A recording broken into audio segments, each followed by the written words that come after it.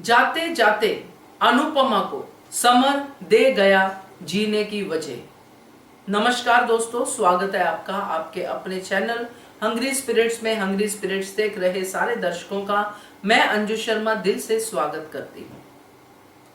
मैं बड़ा सोच रही थी कि ये जो सीन है जिसके बारे में हमने पहले भी चर्चा की है, जो अनुपमा और समर के बीच में था, जिसकी दोहाई अनुपमा ने बहुत दी कि खीर खा के गया है मेरे हाथ से, किचन में मेरे साथ बातें कर रहा था, मुझे बोल रहा था ध्यान रखना, ये सब बातें समर ने की है मेरे साथ। उस सीन का आखिर मतलब क्या है?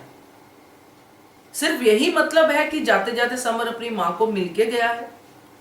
तो दोस्तों बहुत सोचा तो यही बात समझ में आई जो मैं इस वीडियो में आपके साथ चर्चा करने वाली हूं। पहले वही निवेदन, जिन्होंने अभी तक चैनल को सब्सक्राइब नहीं किया है कर लीजिए, साथ में दोस्तों बेल आइकन दबाइएगा ताकि आपको हमारे वीडियोस के नोटिफिकेशन मिलते रहें।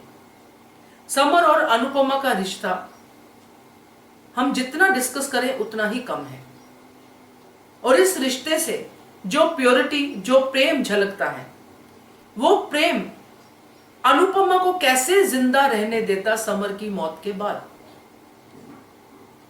समर से अनुपमा का कनेक्शन एक अलग लेवल का था,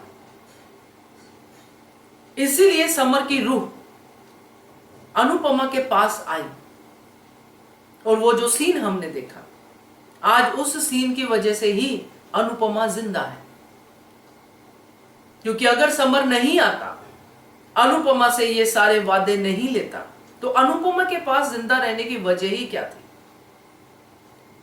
या तो अनुपमा किसी ऐसी बीमारी की शिकार हो जाती, कोमा में चली जाती, कुछ हो जाता, क्योंकि नॉर्मली मदर के साथ ऐसा हो जाता है। यंग लड़के की डेथ होना एक बहुत बड़ा सदमा होता है दोस्तों, सोच भी नहीं सकते हैं। मतलब ये चीज किसी के साथ नहीं होनी चाहिए। हर कोई अपनी उम्र को बहुत अच्छे से जी के जाए, और यहां पे अनुपमा का बेटा समर, जिसकी डेथ हुई है और उसका बच्चा आने वाला है, और ये समर के दिमाग में भी होगा जब उसकी डेथ हुई, इसीलिए समर का कनेक्शन सीधा अनुपमा से बना। उसने अनुपमा से वो सारे वादे लिए, वो सारी रिस्पॉन्सिबिलिटीज अनुपमा पे डाली कि आप ही हो जो ध्यान रख सकती हो और अपना भी ध्यान रखना। अब ये सारे वादे अनुपमा के अंदर गूंज रहे हैं। जब केंजल आती है और अनुपमा को उठाती है और बताती है कि डिम्पी की हालत ठीक नहीं है, तो अनुपमा को ये सारे वादे ही याद आते हैं। तो ये सीन बहुत ही जरूरी है अनुपमा को सेकंड लाइफ देने के लिए, क्योंकि समर की मौत के बाद अनुपमा का जो मरना है वो एक लगभग तय था।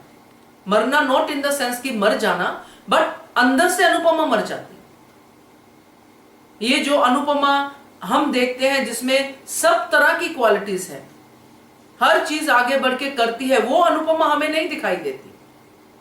जो अपनी आवाज ऊंची करती है, अन्याय के खिलाफ खड़ी होती है, ये सब अनुपमा के गुण दब जाते हैं, क्योंकि वो सदमा ही नहीं निकल पाता। मगर अब जब ये रिस्पॉन्सिबिलिटीज, ये वादे याद आएंगे समर के, तो अनुपमा फिर से जिंदा होगी।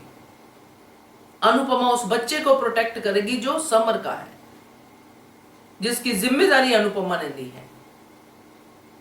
अब आगे और कठिनाइयां आएंगी अनुपमा के रास्ते में, क्योंकि अनुज के साथ उसका रिश्ता जो है थोड़ा उसमें चल रहा है कि अनुपमा समझ रही है कि ये सब हुआ क्या। उसके बीच में काफी सारी चीजें जो ही अनुज और अनुपमा के बीच में होंगी, और इस तरफ जो है पूरा का पूरा शाह हाउस में अब अनुपमा का ध्यान रह जाएगा। मगर अनुपमा फिर से खड़ी होगी, फिर से जिंदा होगी अपने समर की इच्छाओं को पूरी करने के लिए।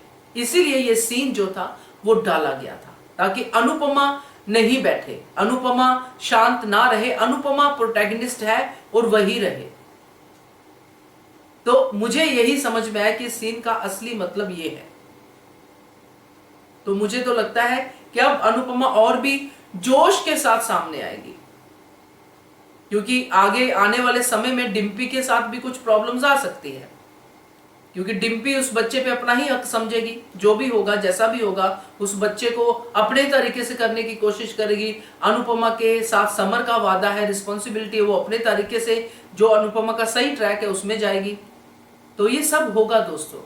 तो यही सीन है जो अनुपमा की बैकबोन बनेगा, रीढ़ की हड्डी बन के अनुपमा को आगे लेके जाएगा। क्या कहते हो आप इसके बारे में कमेंट कीजिएगा। देखते रहिए channel Hungry Spirits. Thank you so much. Subscribe to our channel by clicking the subscribe button. Click the bell button and enjoy the latest uploads from our channel.